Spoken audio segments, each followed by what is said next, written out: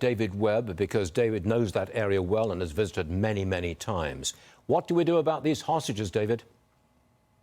Well, this is a time when we're not even sure where they are, so that's a big part of the problem, Stu.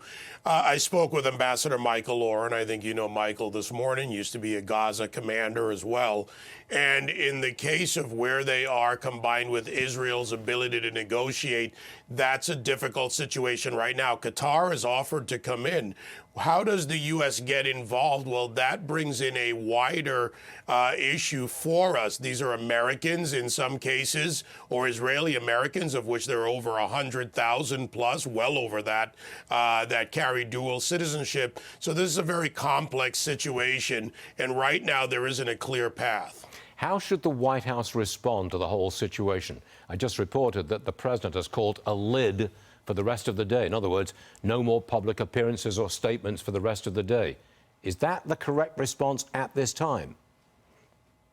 If the president wants to show, and this is not partisan, Stu, if the president wants to show support against an assault, an all-out war assault on Israel, then he needs to be available to speak. It's already night in Israel.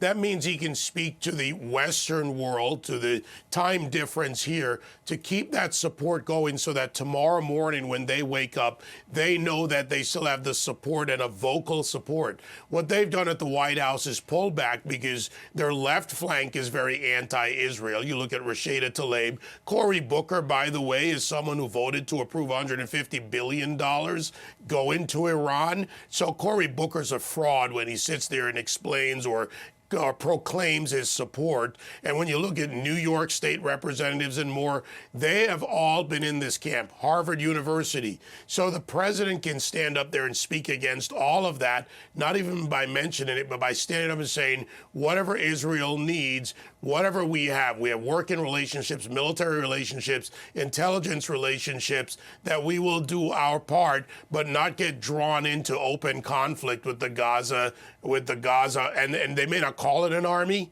but it is an army. Biden is planning to send additional aid to Israel. My question is, does that mean less help for the Ukrainians? That's a good question, and we don't know. I mean, there's only so much stockpile available and only so much available to be sent off. So these are the discussions that the White House needs to figure out, how they balance this. Also, we've got to consider something. Now we have a carrier strike group close by. At what point are there quick response forces in case it gets worse for Americans? There's a lot of things that are in flux right now. Does this help or hurt President Biden's re-election campaign? He's been hurt so much along the way. I don't see how this possibly helps him. Look, we're going to have, and we have already seen proclamations from Democrats, with the exception of, say, the squad or the individual members like Rashida Tlaib. But the Biden administration can't overcome their own record on Israel. Look at the Abraham Accords from then, stability in the Middle East, to where we are today, destabilizing factors. They can't deal with Saudi correctly and directly.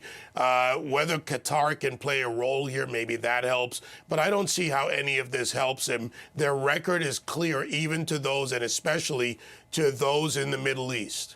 And Trump says this would never have happened if I were still president. And there's an awful lot of people who agree with that. David, I've got to wrap it up right now. I'm out of time. But very interesting discussion. Come and see us again real soon. Thank you, sir.